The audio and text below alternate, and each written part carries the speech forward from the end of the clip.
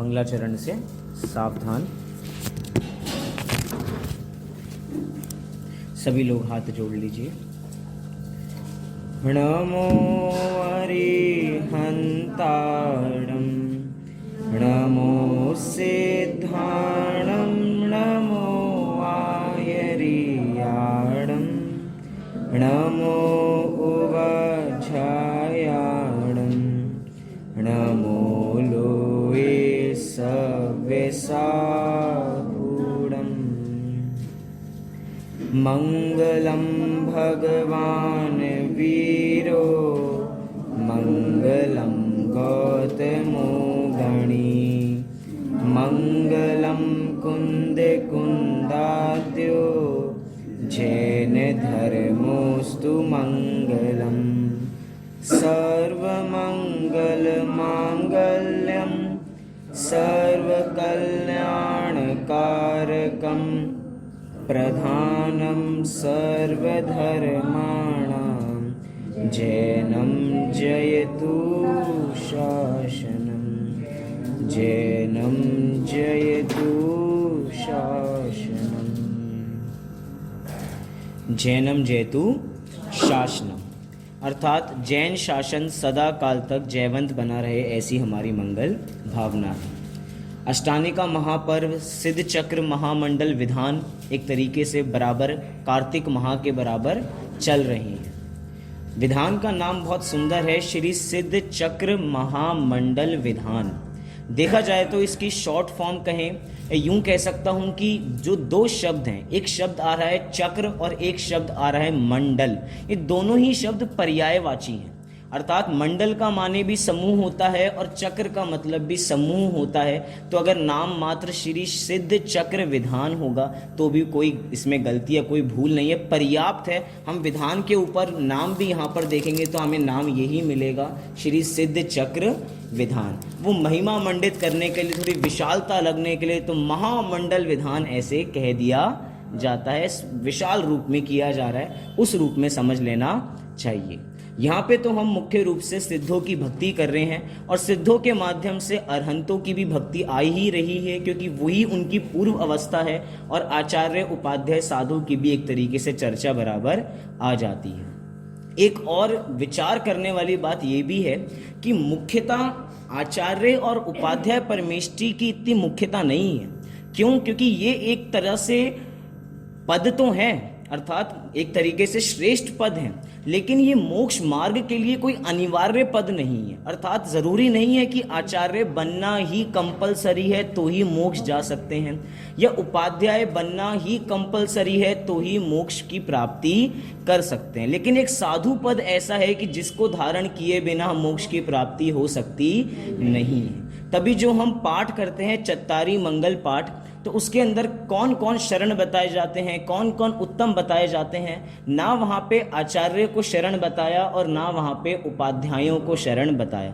तो कई बार हम बच्चों को पाठशाला पढ़ाते वक्त ऐसा अर्थ करते हैं, मैंने भी किया, अनेक बार ऐसे ही किया जाता है, जो साधु शब्द है इसी के अंदर आचार्य और उपाध्याय गर्भित हो जाते हैं। लेकिन अगर मूल दृष्टि में अंदर जाके देखें तो वास्तव में वो शरण क्यों नहीं है? क्योंकि हम उनकी बात कर रहे हैं जो मंगल को करने वाले हैं, अर्थात जो मोक्ष की प्राप्ति कर चुके हैं। और जो मोक्ष की प्राप्ति कर चुके हैं, ऐसे जो अनिवार्य पद बीच में होते हैं, साधु, अरहंत और सिद्ध, ये तीन पद तो कंपलसरी रूप से होते ही हैं। अब संघ में कोई बहुत ज़्यादा इंटेलिजेंट है तो उसे उपाध्याय पदवी दे दी कि भैया ये बाकी संघ को समझाने के लिए, पढ़ने के लिए रखे जाएंगे।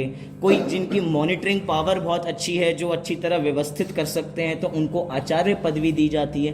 वो तो संघ को चलाने के अलग अलग तरीके होते हैं, ऐसे बहुत नियम कायदे बनाए जाते हैं। लेकिन मूल पद तो यहाँ पे साधु परमेष्ठी का कंपलसरी होता है। इन तीनों में से भी मूल में हम सिद्ध परमात्मा के गुणगान की बात कर रहे हैं और करते करते हम छठवीं पूजन तक पहुंच गए। आज हम छठवीं पूजन की जयमाला का अर्थ यहाँ से देखेंगे। आइए, मेरी पुस्तकों में है पेज नंबर 115। आप अपनी अपनी पुस्तकों में अपने अपने हिसाब से उन छठवीं पूजा की जयमाला निकाल लीजिए। आइए प्रारंभ करते हैं दोहे छंद से। थावर शब्द विषय धरे, त्रस थावर पर आए, यो न होए तो तुम सुगुण हम किए विधि वर्णाए। क्या कह रहे हैं यहाँ पे, एक एक छंद देखते जाते हैं, उसका अर्थ करते जाएंगे। कह रहे हैं थावर शब्द विषय धरे त्रस्थावर पर्याय। ये पूरे जो एक छंद है इसका एक तरीके से दो प्रकार से हम अर्थ कर सकते हैं कि शब्द ऐसे हैं, शब्दों के माध्यम से अनेक प्रकार का अर्थ हो सकता है। इसका अर्थ करते करते एक और बात समझनी चाहिए, जितना भी ये साहित्य पद्य साहित्य होता है अर्थात जिसको हम गा सकते हो, ऐसा जो साहित्य होता है, इतिहास में ऐसे भी साहित्य पाए जाते हैं कि एक ही छंद होगा, सेम टू सेम छंद, अगर हम उसको सीधी तरफ से पढ़ेंगे तो रामायण निकलेगी और उल्टी तरफ से पढ़ेंगे तो महाभारत निकलेगी। बताओ साहित्यकारों ने कैसी संरचना की है कि छंद वही है, पूरे छंद कंप्लीट हो जाएंगे, किताब कंप्लीट हो जाएगी, ग्रंथ पूरा हो जाएगा। रामायण वाले रामायण का अर्थ निकाल सकते हैं और महाभारत वाले महाभारत का अर्थ निकाल सकते हैं, एक ही में दो काज हो जाते हैं। यहाँ पे भी इसका ऐसा हम अर्थ कर सकते हैं। कैसे कह रहे हैं, थावर शब्द विषय धरे। थावर माने एक तरीके से स्थूल, स्थावर किसके अर्थ में प्रयोग हो रहा है, स्थूल के अर्थ में प्रयोग हो रहा है। कह रहे हैं स्थूल शब्द विषय धरे त्रस्थावर पर्याय। ये जितने भी शब्द हैं ये बहुत स्थूल हैं और इन स्थूल शब्दों के माध्यम से किसका वर्णन हो रहा है, जो त्रस और स्थावर पर्याय को धारण किए हुए हैं, उन्हीं के विषय को धारण कर सकते हैं वास्तव में शब्द। मतलब शब्द कितने सीमित हैं कि उनके माध्यम से मात्र त्रस और स्थावर पर्याय का ही वर्णन हो सकता है, लेकिन आपका वर्णन इन शब्दों के माध्यम से कर पाना संभव नहीं है। इसका एक प्रकार से ऐसा अर्थ किया। अब दूसरी प्रकार से इसका कैसा अर्थ होता है, अभी हम चौथी पूजा की जयमाला जब देखकर आए थे तो कुछ 6-7 चीजें ऐसी आई थी जो कह रहे थे कि भाव लिंग के बिना क्या नहीं हो सकता, कर्मों को खिपाया नहीं जा सकता, द्रव्य लिंग के बिना मुक्ति की प्राप्ति नहीं हो सकती, ऐसी सारी बातें चल रही थी। तो यहाँ पे जो दूसरी पंक्ति में न शब्द आया है, दिखा आप सभी को, यो न होए, तो न शब्द को ऊपर ले जाएं तो इसका अर्थ ऐसे भी निकलेगा, जो स्थावर जीव हैं अर्थात जो स्थावर जीव हैं, स्थावर जीव कभी भी विषय को धारण न अर्थात नहीं कर सकते हैं। फिर क्या कह रहे हैं, कोई भी त्रस जीव वर्तमान पर्याय में स्थावर पर्याय को न धारण, न नीचे से लेके ऊपर लेके जाएंगे तो धारण नहीं कर सकते। जैसे ये दोनों कार्य असंभव हैं, कठिन हैं, असंभव हैं, ऐसे ही यो ना होए तो तुम सुगुण हम किए विधि वर्णाए, कि जैसे इतने सारे जो आपके गुण हैं उसका वर्णन कर पाना मेरे बस की बिल्कुल भी नहीं है। हम किए विधि वर्णाए, हम किस विधि से कहें हमें समझ में आता नहीं है। इतना सबको समझ में आया, हाँ जी कि ना जी? चलिए आगे देखते हैं।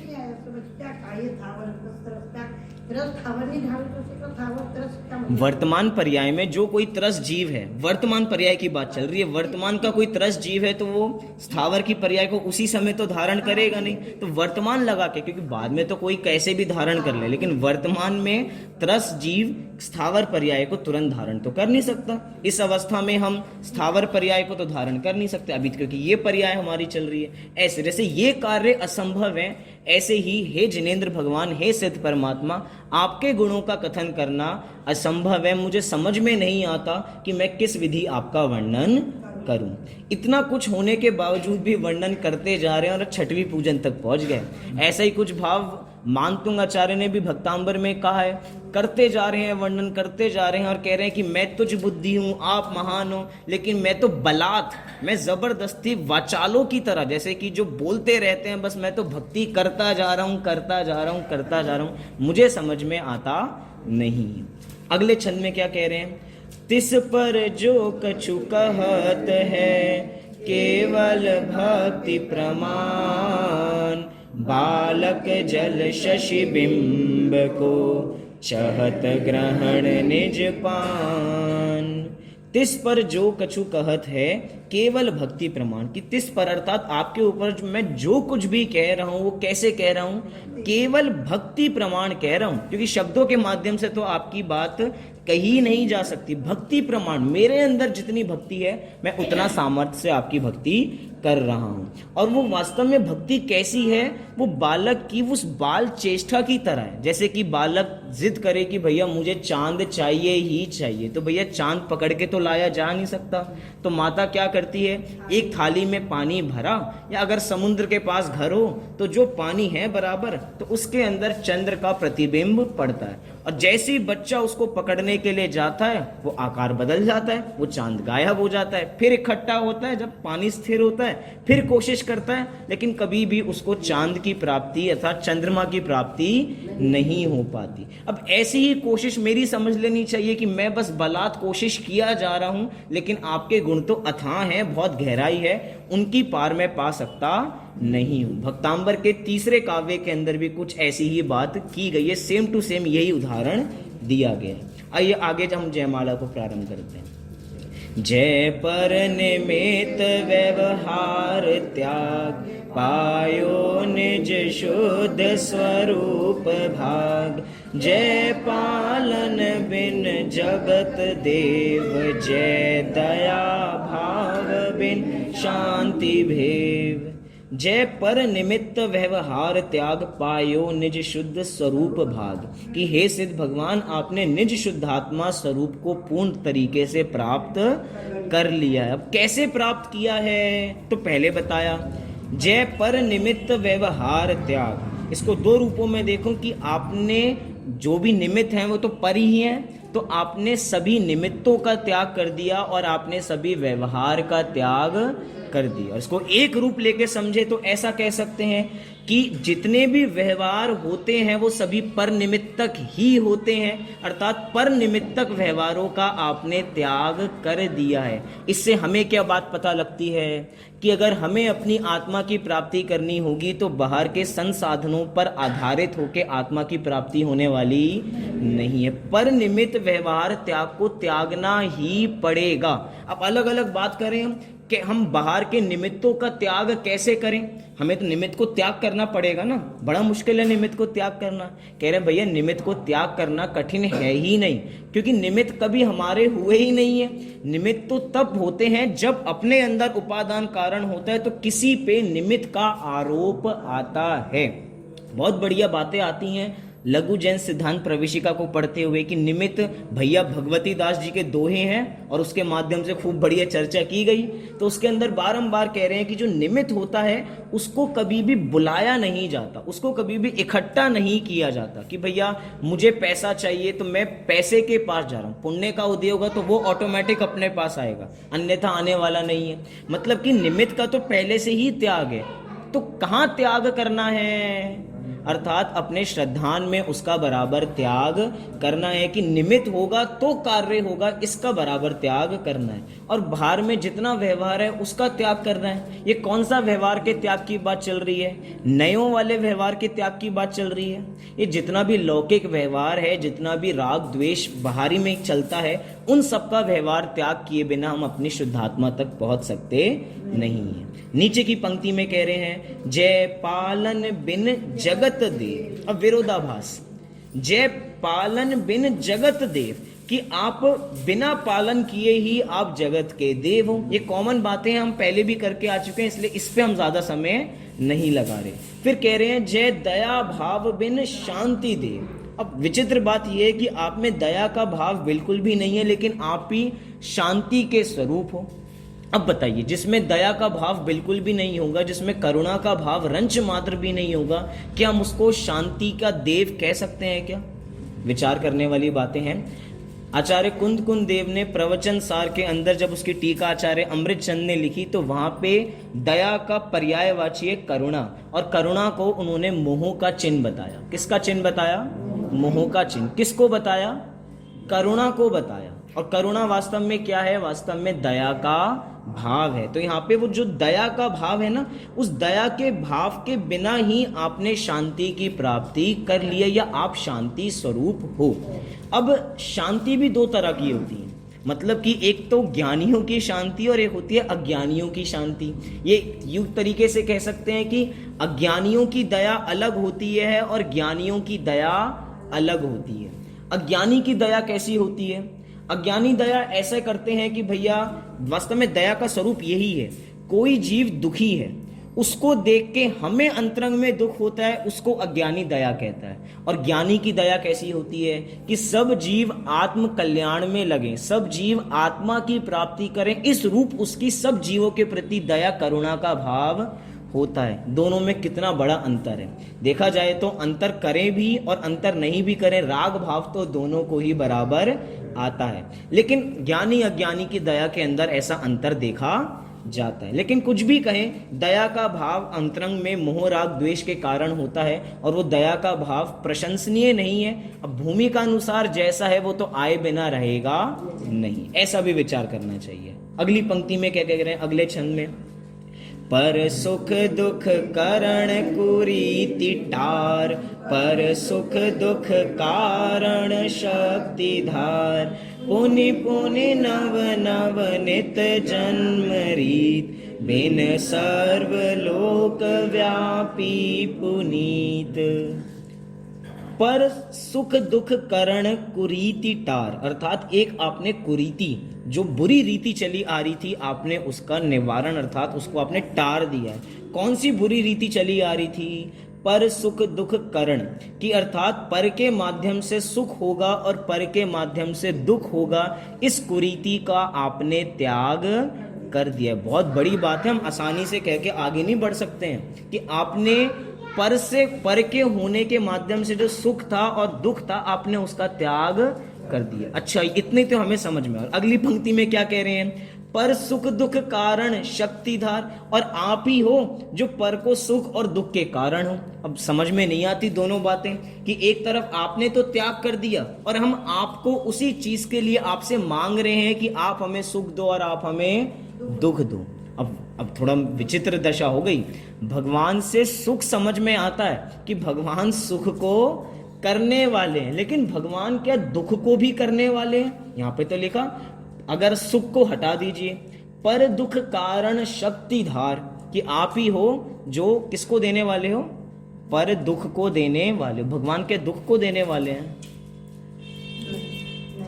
तो जाते हैं एडिटर के पास वापसी, इसमें शब्द संतलाल जी के पास जाते हैं कि आपने यहाँ पे कुछ करेक्शन, दुख की जगह कुछ और लिखना चाहिए था आपको। क्या होगा इसका अर्थ?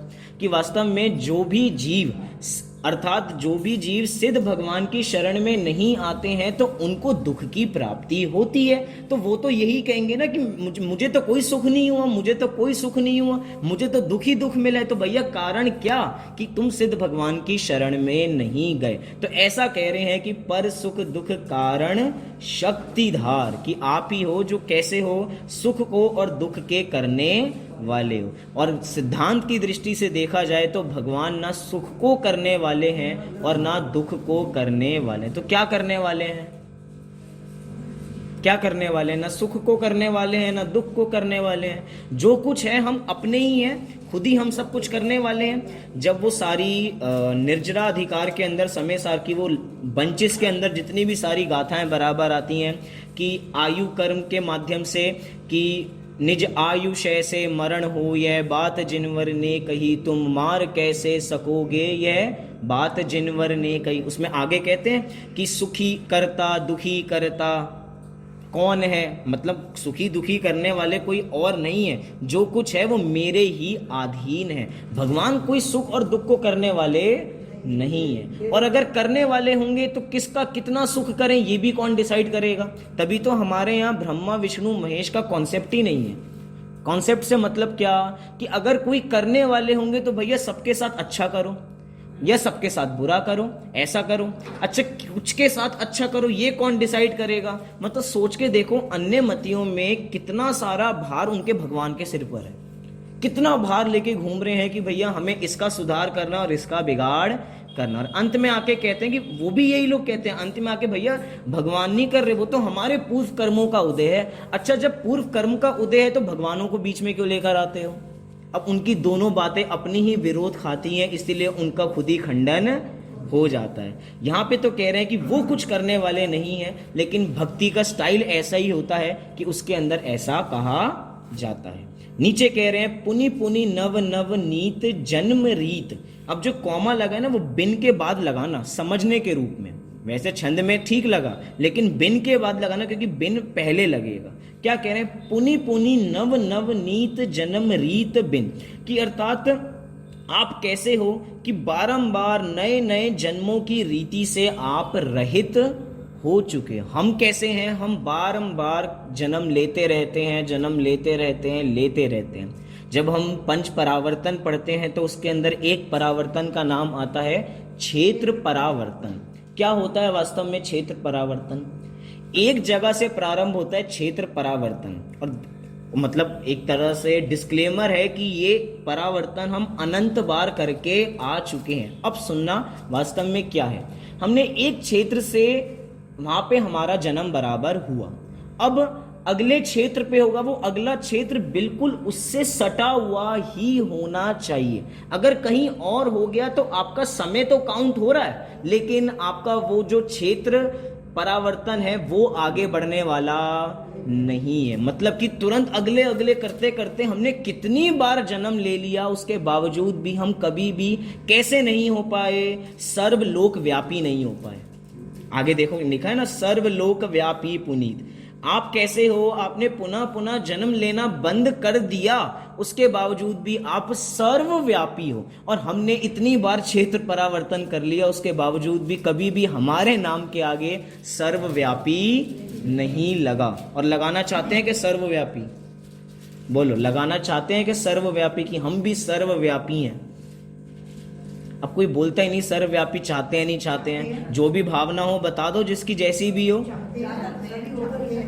चाहते तो हैं, भूमिका अनुसार जो भाव होगा, हम क्या बिल्कुल अभी उस भूमिका में नहीं कि भैया हम बिल्कुल कुछ नहीं चाहते हैं। मैं पूछूं कौन कौन मोक्ष जाना चाहता है, तो सब चुप रहेंगे, नहीं जाना चाहते? जाना चाहते हैं। तो सिंपल सी बात है, तो व्यवहार बोलचाल की भाषा इसके अंदर। तो भैया हम सब क्या चाहते हैं? क्या चाहते हैं?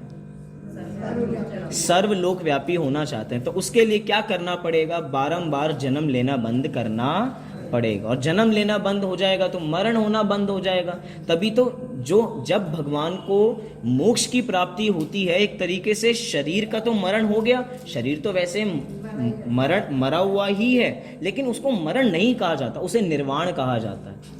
दिक्कत है, यही बातें होती है ना, जैसे कि कोई फौजी है, कोई सैनिक है, अगर वो मरता नहीं है, वो क्या होता है? वो शहीद होता है। ऐसे हमारे भगवान मोक्ष की प्राप्ति करते हैं तो उनका मरण नहीं, उसे निर्वाण की प्राप्ति कहा जाता है। क्योंकि मरण तो अगर हुआ तो अब जन्म भी होने वाला है, आगे वो कॉन्सेप्ट आगे चलने वाला है, लेकिन उन्होंने निर्वाण की प्राप्ति कर ली है। और ऐसी ही प्राप्ति हम भी चाहते हैं। और एक तरीके से सर्वलोक व्यापी वही होते हैं जिनको सर्वलोक का ज्ञान होता है। रहते एक ही क्षेत्र में है, लेकिन एक ही क्षेत्र में रहते हुए भी सभी क्षेत्रों का बराबर ज्ञान होना, तभी तो उनका नाम सर्वज्ञ है, जो सर्व को जाने।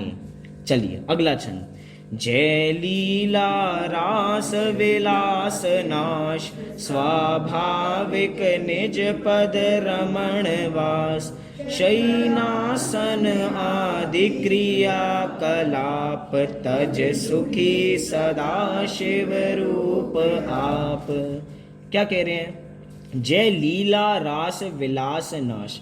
वास्तव में जगत के जीवों को जिसमें आनंद आता है, आपने उसका त्याग करके सर्व आनंद की प्राप्ति कर ली, ऐसा कह रहे हैं। जय लीला रास विलास नाश, कि जितनी भी रास लीला है, जितनी भी लीलाएं जगत में चलती रहती हैं, जो भगवान की लीला वहां पर दिखाई जाती हैं, जितनी भी चीजें हैं, आपने उसका नाश कर दिया है। क्यों? क्योंकि वास्तव में भगवान, विचार करने वाली बातें हैं। आप पहले भी ऐसे थे और भगवान बनने के बावजूद भी ऐसे ही हो, तो आप भगवान किस बात के?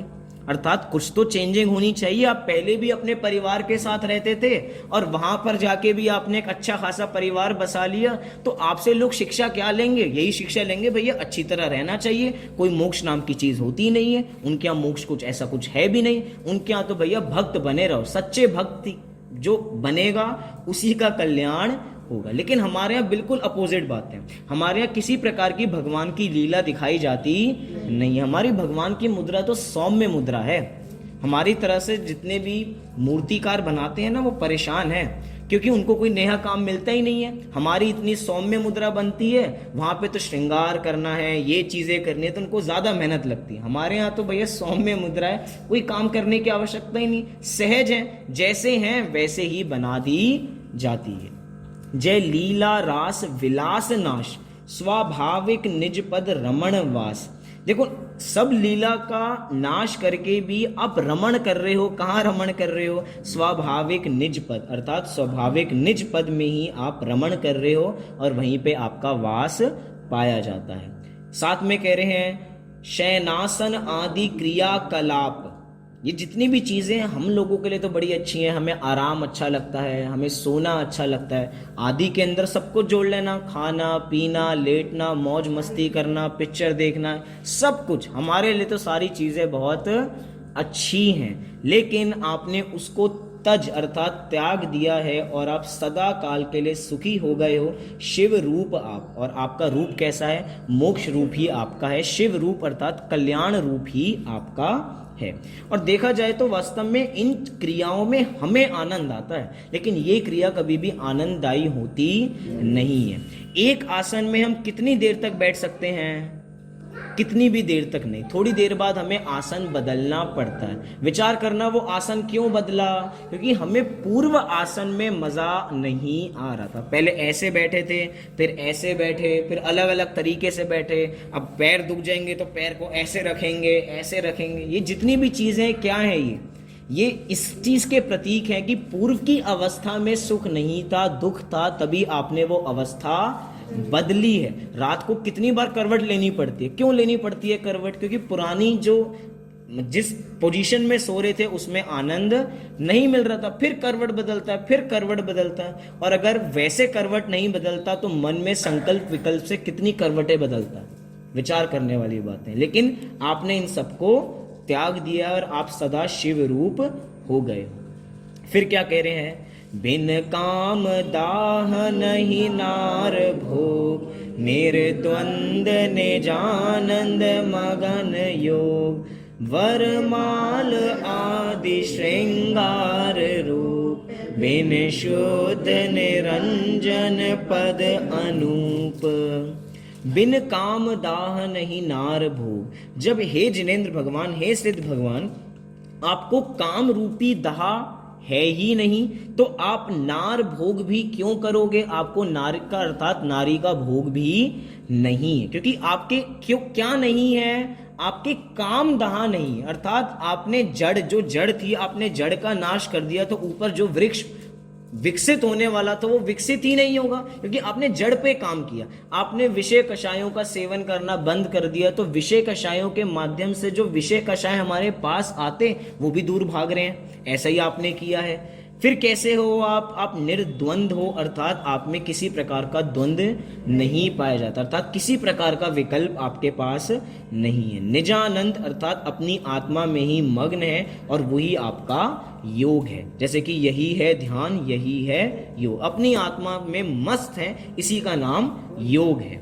आगे कह रहे हैं वरमाल आदि श्रृंगार रूप, बिन शुद्ध निरंजन पद अनूप। आप शुद्ध हो, आप निरंजन हो और आपका पद बिल्कुल अनूप है, अनूठा है एक तरीके से, और किसी के पास ऐसा पद नहीं पाया जाता। और उससे पहले कह रहे हैं वरमाल आदि श्रृंगार रूप। जब जब श्रृंगार की बात चलती है तो हमें लगता है कि मात्र महिलाएं ही श्रृंगार करती होंगी, लेकिन नहीं। जो बिल्कुल सीधा साधा रहता है ना, ज्यादा कोई श्रृंगार की बात नहीं है, उसके पास भी तो श्रृंगार है। हम एक बार जयपुर में प्रवचन सुन रहे थे तो बहुत बढ़िया बात श्रृंगार पे आ रही थी। अगर कोई पुरुष सीधे बाल भी रखता है तो वो भी उसका श्रृंगार है। क्यों? क्योंकि वो वैसे ही बाल चाहता है, ऐसे बाल नहीं चाहता। ऐसे करते हैं तो उसे मजा नहीं आता। अभी हम बिल्कुल बढ़िया से कुर्ते पजामे में, और अगर कोई बिल्कुल पैंट टाइट बिल्कुल पहनी है तो वो उसका श्रृंगार है। ये सफेद कुर्ता पजामा जो पहना है, ये श्रृंगार है या नहीं है? ये श्रृंगार है। जैसे भी ये तो हमारा श्रृंगार है ना। यहाँ पे कह रहे हैं वरमाल आदि श्रृंगार रूप, बिन आपके पास किसी भी प्रकार का श्रृंगार पाया जाता नहीं है। क्यों नहीं पाया जाता? क्योंकि जितना भी श्रृंगार है वो ऊपर जो काम दाह है ना, उसको बढ़ाने वाला है। और आप कैसे हो? आपने उसी का त्याग कर दिया है, तो आप सभी श्रृंगार आदि से रहित हो। और उदाहरण के लिए दे दिया वरमाल आदि, अर्थात पहले के ज़माने में लोग शरीर को सजाने के लिए फूल इत्यादि का प्रयोग किया करते थे, बालों में लगाएंगे, हाथों में बांधेंगे, हर जगह खुशबू करने के लिए। स्नान भी करेंगे तो फूलों के माध्यम से ही स्नान करेंगे। क्या जी? आभूषण भी लेंगे, जितना श्रृंगार का आइटम है सब इसके अंदर समझ लेना चाहिए। तो वरमाल आदि श्रृंगार रूप बिन आप इन सबसे रहित हो और शुद्ध निरंजन पद की प्राप्ति आपने की है। फिर क्या कह रहे हैं? जय धर्म भर्म बन हन कुठार, प्रकाश पुंज चेद्रूप सार, उपकरण हरण दव सलिल धार।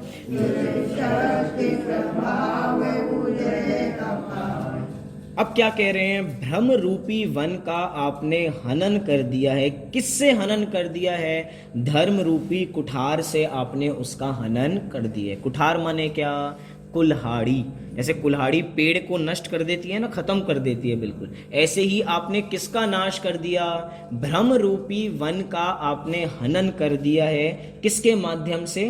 कुठार के माध्यम से। कुठार कैसी है? वो धर्म रूपी कुठार है। प्रकाश पुंज चिद्रूप सार, आप प्रकाश के पुंज हैं और चिद्रूप अर्थात चैतन्य रूपी आत्मा के आप सार हैं। देखा जाए तो चैतन्य रूपी आत्मा अपने में ही सार है, लेकिन ये उसमें भी कह रहे हैं कि चैतन्य रूप सार अर्थात आप केवल एक शुद्धात्मा है, इस रूप में यहाँ पे समझना। फिर कह रहे हैं उपकरण हरण दव सलिल धार। अब कुछ पुस्तकों में जो मैंने देखा उसके अंदर उपकरण के बदले में कई जगह शब्द दिया है सुखकरण।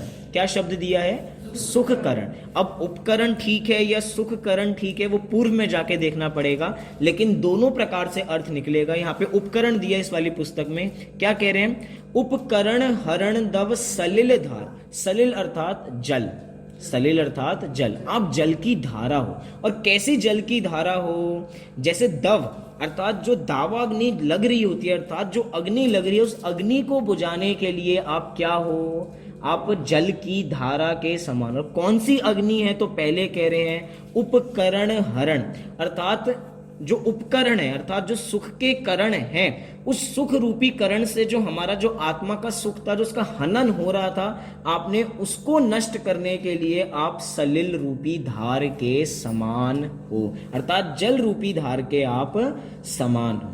निज शक्ति प्रभाव उदय अपार। निज शक्ति प्रभाव, आपकी निज शक्ति का प्रभाव का उदय बहुत अपार है, ऐसा हमें समझना चाहिए। फिर क्या कह रहे हैं? नभ सीम नहीं हो, नहीं काल अंत लहु अंत सो, पर तुम गुण रास अनंत भाग, अक्षय विधि राजत अवधि त्याग। अब देखिए कैसी कल्पना कर रहे हैं यहाँ पे। नभ सीम नहीं, नभ अर्थात आकाश, आकाश की कोई भी सीमा नहीं है, लेकिन एक बार को मान लेते हैं कि आकाश की भी कोई सीमा होगी। सबसे ऊंची बिल्डिंग कौन सी है? दुबई के अंदर है ना सबसे ऊंची बिल्डिंग, बुर्ज खलीफा, सबसे ऊंची बिल्डिंग। लेकिन टॉप फ्लोर पे पहुंचने के बावजूद भी ऊपर भी आकाश दिखता है, ऊपर भी आकाश दिखता है, लेकिन कह रहे हैं उसके बावजूद भी हम एक बार को आकाश को नाप लेंगे। आगे कह रहे हैं ना, नभ सीम नहीं, अरु हो तो हो, उसको कर लेते हैं, मान लेते हैं। फिर आगे कह रहे हैं नहीं काल अंत, कभी भी काल का अंत होता नहीं है, अनादि से है और अनंत काल तक बराबर है, तो काल चलता ही रहता है। लेकिन लहू अंत सो, मान लेते हैं कि काल का भी अंत हो गया है।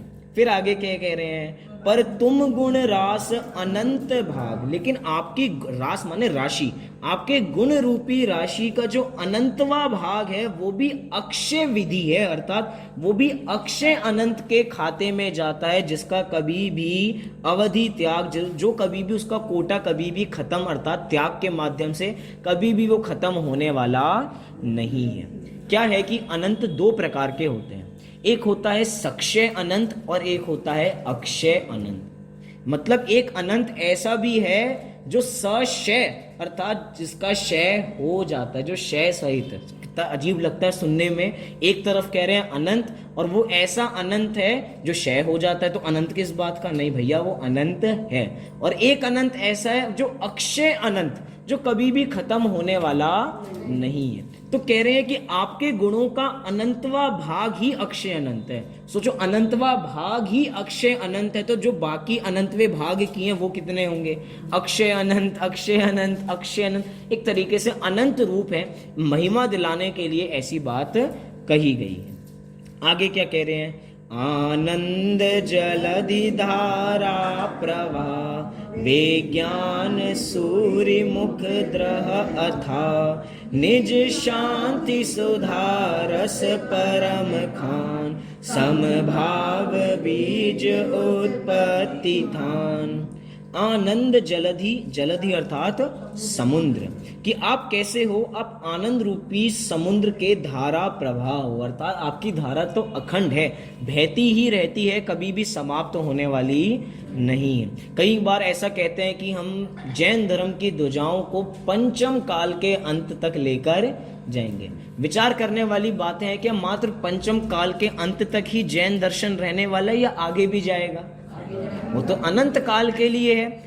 मतलब क्योंकि वस्तु के स्वभाव का नाम धर्म है, और वही धर्म जैन धर्म है, तो ये तो अनंत काल तक रहने वाला है। वो ऐसा भावावेश में कि भैया क्योंकि अपना अस्तित्व तो जितना है, जितनी कल्पना हम कर सकते हैं वो तो पंचम काल की है। शास्त्रों के माध्यम से तो सब काल की कल्पना हो जाती है, लेकिन जितना है कि वे पंचम काल के अंत तक तो गारंटीड सुरक्षित रहेगा ही रहेगा। क्योंकि छठवें काल में बहुत तरह से त्रासदी आएगी, सब कुछ होगा, सब कुछ खत्म हो जाएगा, लेकिन उसके बावजूद भी वस्तु का स्वभाव कभी खत्म नहीं होगा। और जब तक वस्तु का स्वभाव कभी खत्म नहीं होगा, जैन दर्शन भी कभी खत्म नहीं होगा, वो भी अनंत काल तक बरकरार रहेगा। तो धारा प्रवाह, बिल्कुल अखंड धारा प्रवाह चलती रहेगी। विज्ञान सूर्य मुख द्रह अथा, अथा मतलब गहरी है। क्या गहरी है? द्रह अर्थात सरोवर। आपका मुख रूपी सरोवर बहुत गहरा है, और उस मुख रूपी सरोवर के अंदर क्या बह रहा है? विज्ञान सूर्य अर्थात द्वादशांग रूपी सूर्य अर्थात गंगा। सूरी, सूरी के लिए एक शब्द, सुर वास्तव में क्या होता है? देवता। कहा जाता है कि गंगा कहाँ से निकलती है? स्वर्गों से गंगा आती, क्योंकि हिमालय बहुत ऊंची चोटी पर है, तो वहां से ऐसा कहा जाता है कि गंगा नदी कहाँ से आती है? स्वर्गों से आती है। तो एक तरह से गंगा की बात चल रही है। विज्ञान रूपी जो गंगा है वो आपके मुख रूपी सरोवर से आती है, और वो कितनी गहरी है? अथाह गहरी है, बहुत गहरी है। उसके अंदर से अनेक प्रकार के सिद्धांत निकलते हैं। निमित्त उपादान का सिद्धांत निकलता है, अकर्तावाद का सिद्धांत निकलता है, अभोक्तृत्व का सिद्धांत निकलता है, कितने सिद्धांत निकलते हैं, क्रमबद्ध पर्याय का सिद्धांत निकलते हैं। सिद्धांतों की कमी है क्या? पढ़ने वाले चाहिए, सिद्धांत तो बहुत है। और देखा जाए जो एक सिद्धांत पे अमल कर ले उसके सारे सिद्धांत अमल हो जाएंगे। आगे क्या कह रहे हैं? निज शांति सुधारस परम खान।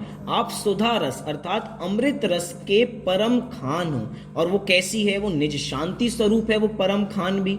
समभाव बीज उत्पत्ति थान। हमें तो ऐसा लगता है कि जो समभाव, जो समता का भाव है, वो समता का भाव आप में से ही आया है, क्योंकि आप ही उसके बीज हो।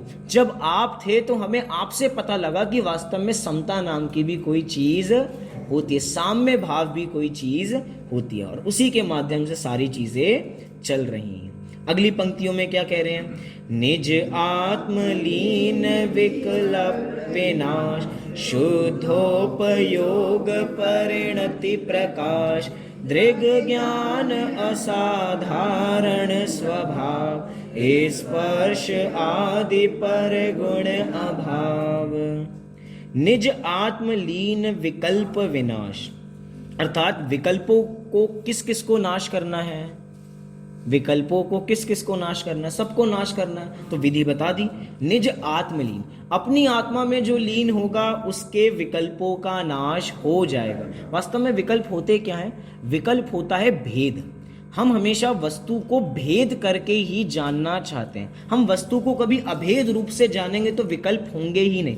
एक वस्तु को जानना है तो कितने सारे भेद हो जाते हैं, भेद बनते जा रहे हैं, बनते जा रहे हैं, बनते जा रहे हैं। करना नियोग तो भेद प्रभेद का ही नाम है, कितने सारे भेद प्रभेद हो जाते हैं। इसको कह के मैं ये नहीं कह रहा कि करना नियोग का अध्ययन नहीं करना, लेकिन बात क्या चल रही है, भेद बहुत सारे हो जाते हैं। अगर आपको बुद्धि अपनी सूक्ष्म करनी है, एक तरीके से अध्यात्म के नजदीक जाना है, तो हमें द्रव्य नियोग का बराबर अध्ययन करना चाहिए। और आप अध्यात्म तो पढ़ते ही हैं, अध्यात्म की रुचि तो बराबर है ही है। अब और भी समय लगाना चाहते हैं तो भेद प्रभेद के लिए करना नियोग के पास जाना चाहिए। लेकिन वास्तव में भेद करके भी पहुंचना कहां तक है, हमें अभेद तक ही पहुंचना है। एक आचार्य हैं जिन्होंने तिल्लोय परिणति नाम का ग्रंथ लिखा था, 3 लोक का वर्णन किया है। कितनी गाथाओं में किया होगा, कोई कल्पना कर सकता है? 6000 गाथाओं में किसका वर्णन किया? 3 लोक। एक गाथा मतलब 2 पंक्ति, जैसे पंक्ति चल रही है ना, ऐसे 2 पंक्ति मतलब कितनी पंक्तियां हो गई? 12,000 पंक्तियां बराबर हो गई। इससे भी ज्यादा ही हैं, कुछ कल्पित हैं, किसी के द्वारा कुछ मिलाई गई हैं, लेकिन 6000 गाथाएं। लेकिन 6000 गाथाएं लिखने के बावजूद भी अंत में जब ग्रंथ का समापन करते हुए तिल्लोय परिणतिकार आखिरी में लिख रहे हैं कि 3 भुवन में सार वीतराग विज्ञान था। सार रूप में मैं बता रहा हूं छंद में प्रस्तुत करके कि 3 लोक का अगर कुछ सार है तो वो क्या है? वीतराग विज्ञान था। विचार करना, अगर यही कहना था तो पहले ही कह देते। 6000 गाथाएं क्यों लिखी? छेड़ाले की तो पंक्ति है ये। विचार करने वाली बात है। आपने 6000 गाथाएं क्यों लिखी जब आपको सार ही बताना था? कह रहे भैया हमने अपने उपयोग को सूक्ष्म करने के लिए 6000 गाथाएं लिखी हैं। विचार करना, वो आचार्य जो इतने भेद करने के बावजूद भी अपनी एक अभेद आत्मा में ही पहुंचना चाह रहे हैं, अर्थात सर्व विकल्पों का नाश करना चाह रहे हैं, तो हमें भी जो हमारी दिशा होनी चाहिए वो विकल्पों को नाश करने की होनी चाहिए, अर्थात भेद को नाश करने की। कई बार एक बीच में चर्चा कर रहे थे, कई बार भेद डालने की हमारी आदत होती है। भेद कैसे डालते हैं? लौकिक उदाहरण के रूप में ले रहा हूं। भेद कैसे डालते हैं? जैसे कि घर में बहुत 2 बच्चे हैं, तो 2 बच्चे हैं, एक लड़का है और एक लड़की है। तो मेहमान आते हैं और मेहमान बच्चों से क्या पूछते हैं? अब देखना मेहमान कैसे बच्चों के मन में भेद डालते हैं कि बच्चों बताओ, मम्मी तुम्हें ज्यादा प्यार करती हैं या पापा तुम्हें ज्यादा प्यार करते हैं? फिर बाद में मम्मी पापा को भी लगने थोड़ा लग जाता है, अब बच्चा क्या बोलेगा, जिसके नाम लेगा उसका बढ़िया, मेरा तो बुरा हो जाएगा। बारंबार ये सवाल अक्सर घरों में चलते हैं कि किससे मम्मी ज्यादा प्यार करती हैं। अब दूसरे पहले लोग दादा ज्यादा प्यार करते हैं या दादी ज्यादा प्यार करती हैं। क्वेश्चन है, अब वास्तव में बच्चा क्या जवाब दे? वो जिसका जवाब देगा वो तो खुश हो जाएगा, लेकिन दूसरा नाराज हो जाएगा। उसने तो कभी इस दृष्टि से सोचा ही नहीं। क्या नहीं सोचा कि मुझे मम्मी ज्यादा प्यार करती हैं या पापा? भेद किसने डाला उसके दिमाग में? भेद किसने डाला? अरे घर वालों ने भी तो डाला भेद, बाहर वाले तो बाद में, घर वालों ने भेद डाला। मतलब भेद क्या है कि भेद वास्तव में वस्तु को तोड़ता है, जोड़ता नहीं है। हमें वास्तव में अपनी अखंड आत्मा को, खंड खंड तो बटी हुई है, उस खंड खंड को अखंड में करना है तो विकल्पों का त्याग करना पड़ेगा। और वो विकल्पों का त्याग किस माध्यम से होगा? शुद्धोपयोग परिणति प्रकाश, अर्थात शुद्धोपयोग में अपनी परिणति को लगाएंगे तो ऑटोमेटिक प्रकाश होगा। दृग ज्ञान असाधारण स्वभाव, अर्थात दृग ज्ञान, ये जो अपना ज्ञान है, जो श्रद्धान है, ये कैसा है? अपना असाधारण स्वभाव है। क्या है? असाधारण स्वभाव। असाधारण मतलब क्या? जो मात्र हम में ही पाया जाता हो, किसी और में नहीं पाया जाता हो। स्पर्श आदि पर गुण अभाव, अर्थात स्पर्श आदि जितने भी पर गुण है, क्योंकि ये स्पर्श ये जितने भी हैं तो पुद्गल के स्वरूप है, पुद्गल के लक्षण है, इनका मेरे में अभाव है, अर्थात सिद्ध भगवान में उनका अभाव है। फिर आगे क्या कह रहे हैं? निज गुण पर ये समुदाय स्वामी, पायो अखंड पद परम धाम, अव्यय अबाध पद स्वयं सिद्ध, उपलब्धि रूप धर्मी प्रसिद्ध। निज गुण पर यह समुदाय नामी। अब गुण कह के वास्तव में, क्योंकि द्रव्य ही गुण है तो एक जैसा समझ लेना चाहिए। तो निज गुण पर यह समुदाय स्वामी की है भगवान, आप कैसे हो? आप गुण और पर्यायों के समुदाय हो। और किसके गुण और पर्याय के समुदाय हो? निज, अर्थात अपने ही गुण के समुदाय हो। इससे हमें किस सामान्य गुण का संकेत मिलता है, कोई बता सकता है? किस सामान्य गुण का संकेत हमें यहां से मिलता है? निज गुण पर्याय, क्योंकि मैंने प्रश्न किया ना, अपने ही गुण और पर्याय, गुण मेन ले लीजिए, अपने ही गुणों के समुदाय हैं और किसी के गुणों के समुदाय नहीं। अगुरु लघुत्व गुण, जिस शक्ति के कारण द्रव्य के जितने भी गुण हैं बिखर कर अलग अलग नहीं हो जाते, एक गुण दूसरे गुण रूप नहीं होता, और एक द्रव्य दूसरे द्रव्य तो है ही, लेकिन मेन गुण की एक गुण दूसरे गुण रूप नहीं होता। इससे हमें पता लगता है कि निज गुण हम अपने ही गुणों के समुदाय हैं, अर्थात हम खुद ही गुणों की खान हैं। अब हमें बाहर जाने की आवश्यकता नहीं। पायो अखंड पद परम धाम, इसी कारण से मैंने अखंड पद की प्राप्ति की है और वही मेरा धाम भी है। अर्थात हमें कोई बाहर धाम जाने की आवश्यकता नहीं है कि भैया हमें तीर्थ धाम जाना है, किसी भी यात्रा पे जाना है, यही अपनी आत्मा सर्वश्रेष्ठ धाम है। अव्यव अबाध पद स्वयं लीन, कि आप ऐसे पद की प्राप्ति आपने कर ली है जो अव्यव अर्थात उसका कभी भी व्यय होने वाला नहीं है, अबाध अर्थात जिसमें किसी प्रकार की बाधा नहीं है, और सिद्ध भगवान के गुण भी होते हैं। अव्यबादित्व एक गुण है ना, अव्यबादित, उस प्रकार भी समझ लेना चाहिए। किसी प्रकार की बाधा नहीं है, किसी प्रकार का व्यय नहीं है आपके पद में, अर्थात आपका पद हमेशा ऐसा ही रहेगा। अब आगे कह रहे हैं उपलब्धि रूप धर्मी प्रसिद्ध। अब ये बात आसानी से पचने वाली नहीं, क्योंकि आसानी से समझ में भी नहीं आएगी, लेकिन प्रयास करेंगे समझने का। क्या कह रहे हैं? उपलब्धि रूप धर्मी प्रसिद्ध। अब यहाँ पे थोड़ी संत लाल जी कवि हैं, बहुत ज्ञानी हैं, तो न्याय का प्रयोग करके यहाँ पे कुछ कहना चाह रहे हैं कि आप धर्मी प्रसिद्ध। क्या है कि परीक्षा मुख नाम का एक न्याय का ग्रंथ है, आचार्य माणिक्य नंदी द्वारा विरचित। वहां पे एक सूत्र आया कि प्रसिद्धो धर्मी वा, कि धर्मी जो होता है वो प्रसिद्ध होता है। क्या कह रहे हैं सूत्र? क्या कह रहा है? धर्मी जो होता है वो प्रसिद्ध होता है। इधर प्रसिद्ध का मतलब वो नहीं है कि सबको जानता होगा धर्मी, या सब धर्मियों को जानते होंगे, ये बात नहीं कह रहे। क्या कह रहे हैं? थोड़ा और पहले कोशिश जाने की करते, थोड़ा एक तरीके से भूमिका बनाते हैं तो आगे जान पाएंगे। क्या है कि प्रमाण कितने तरीके के हैं? दो, प्रत्यक्ष और परोक्ष। और परोक्ष प्रमाण कितना तरीके का है? 5 तरीके का है। स्मृति, प्रत्यभिज्ञान, तर्क, अनुमान और आगम। अब पूर्व से सारे संकेत हैं, समझ में ना आए तो कोई बड़ी बात नहीं है, हमें मेन जो समझना है वहां तक पहुंचेंगे। अब बात करते हैं एक प्रमाण, हमने बोला अनुमान प्रमाण। ये अनुमान प्रमाण है, तुक्का नहीं है। क्या है? अनुमान एक प्रमाण है। हम हिंदी अनुवाद करेंगे तो हमें लगेगा तुक्का है, लेकिन तुक्का कभी भी प्रमाणित नहीं होता, वो प्रमाण ज्ञान में शामिल होने वाला नहीं है। तो इसकी परिभाषा दी, साधनात् साध्य विज्ञानम अनुमानम, कि साधन से साध्य की प्राप्ति करना उसे ही अनुमान कहते हैं। अब क्या है हमें तो समझ में नहीं आया। जैसे कि हमें बहुत दूर खड़े थे, हमें क्या दिखाई दिया? हमें धुआं दिखाई दिया। अब नियम है कि जहां जहां धुआं होता है वहां वहां अग्नि होती ही है, और जहां जहां अग्नि होती है वहां वहां धुआं हो ही हो ऐसा जरूरी नहीं है, क्योंकि ऐसी बहुत सारी अग्नि है। हमारी घर की अग्नि भी है, उसमें तो धुआं नहीं है। एक अग्नि तो विशेष प्रकार की आते, निर्धूम अग्नि चल रही है लेकिन उसके अंदर किसी प्रकार का धुआं नहीं होता। लेकिन व्याप्ति कैसी घटाई कि जहां जहां क्या होता है? धुआं होता है। धुआं क्या है? धुआं है साधन। धुआं क्या है? साधन। सूत्र देखेंगे तो समझ में आएगा। सूत्र क्या था? बोलिए आप लोग। साधनात् साध्ये विज्ञानम अनुमानम। 4 शब्द हो गए। साधनात् साध्ये विज्ञानम अनुमानम, कि साध्य से मतलब साधन से साध्य की प्राप्ति। और साध्य क्या है? हमें सिद्ध करनी है अग्नि। अब इतनी दूर खड़े हैं तो अग्नि तो दिखाई दे नहीं रही, लेकिन साधन दिखाई दिया, हेतु दिखाई दिया। क्या दिखाई दिया? धुआं दिखाई दिया। तो धुआं दिखाई दिया, हमने कहा कि निश्चित रूप से वहां पर अग्नि होगी ही होगी। ये तो एक चीज हुई। अब थोड़ा और एक कॉन्सेप्ट समझ में आया, अब आगे बढ़ते हैं। अब अनुमान के ही 3 अंग भी होते हैं। क्या कहा?